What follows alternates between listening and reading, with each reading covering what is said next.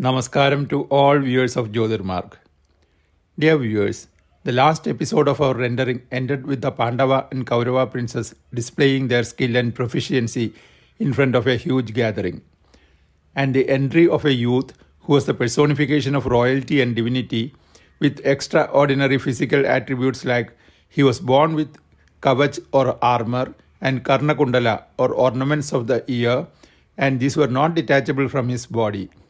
And it seemed like the sun god or Surya Deva with his golden rays was accompanying him and taking care of him. Now let's continue. Narayanam namaskritya naram chaiva narottamam devim saraswatim vyasam tato jayamudirayed harihi om. Spectators standing in his path were not aware of his identity, but his looks and movements commanded such respect that they stepped aside and gave way for him to move forward.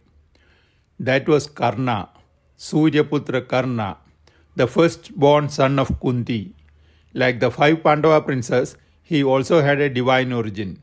Accordingly, like the other 5 sons of Kunti, in his looks and appearance, Karna also reflected the royalty of his mother and the divinity of his father.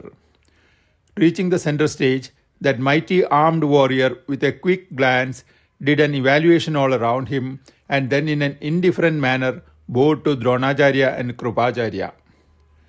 Then Karna spoke like this to Arjun in a thundering tone, unaware of the fact that he is addressing his own younger brother.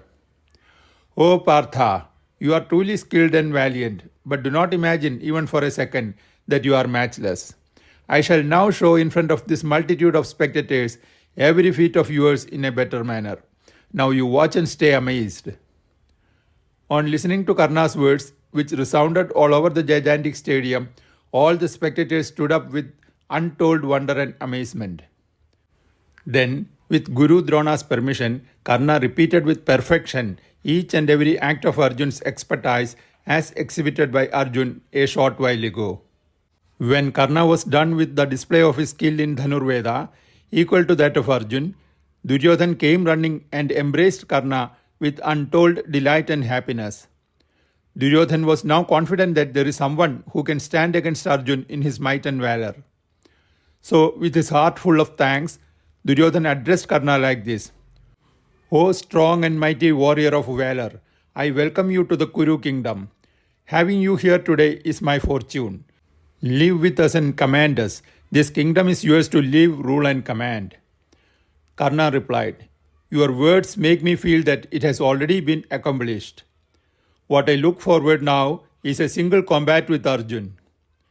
Listening to these words, Arjun spoke to Karna like this: So be it, Karna, and I shall show you the path which is meant for the uninvited intruder. Karna said, This arena is meant for all. Why speak with words? Speak with your arrows. Thereafter, with Drona's permission, Arjun took up his weapons and stood ready to face Karna. At the other end, with Duryodhan and his brothers on his side, Karna stood facing Arjun, waiting for the go-ahead to start the duel. Thereupon, Indra unleashed his thunderbolts and lightnings and viewed his son from among the clouds. And from those clouds came out a magnificent rainbow with all 7 colors well defined with all its grace and charm. One end of the rainbow came downwards embracing Arjun and giving him a celestial glow. Meanwhile, Suryadeva came out of the clouds and bathed his son Karna with his golden rays. Like that, those 2 brothers stood facing each other, fully determined to finish off the opponent. Behind Arjun stood Guru Drona, Krupacharya, Bhishma, and the 4 Pandava brothers. And Karna stood supported by Duryodhan and his 99 brothers. Meanwhile, that vast assembly of spectators consisting of men and women also got divided into 2, one side supporting Karna and the other side in favor of Arjun. At the sight of her 2 sons standing prepared to fight and kill each other, Kunti fainted and fell down from her seat. She was immediately taken care of by the female attendants and Vidura. Meanwhile, at the arena, Krupacharya stepped forward and spoke out like this: O great men, kings and monarchs, you are all aware of the rules and regulations and conditions of a duel. Then pointing at Arjun, Krupacharya said, This is Arjun, born to late Maharaja Pandu's wife Kunti.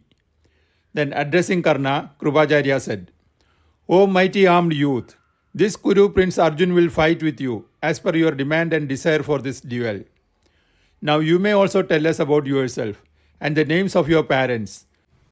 O youth of might and valor, which is your royal lineage?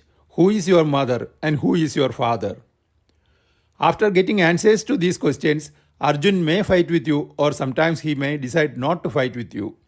As you are aware, a prince will engage himself in a duel only with another prince or a king. Unable to give answers to Krupacharya's questions, Karna stood with his face bent down like a lotus flower which has lost its strength and charm. Seeing this, Duryodhan stepped forward and addressed Krupacharya like this, O Gurudev, as per the scriptures, a king's origin is in three ways. The one with the royal blood comes first, and a great and invincible hero is the second, and the one with a huge army is the third. Still, if Arjun is not ready to fight with one who is not a king, right now I shall have him installed as the king of Angarajya. Thereafter, as decided by Duryodhan, in front of all those people, Karna sat on a throne with all royal accompaniments and attendants on his sides and behind. Learned Pandits chanted coronation mantras and the royal umbrella was held over his head while the stadium resounded with the reverberations of conch shells.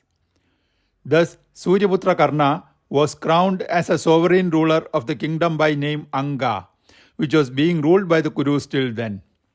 After the ceremony was over, Karna asked Duryodhan how he should repay for this gift of a kingdom.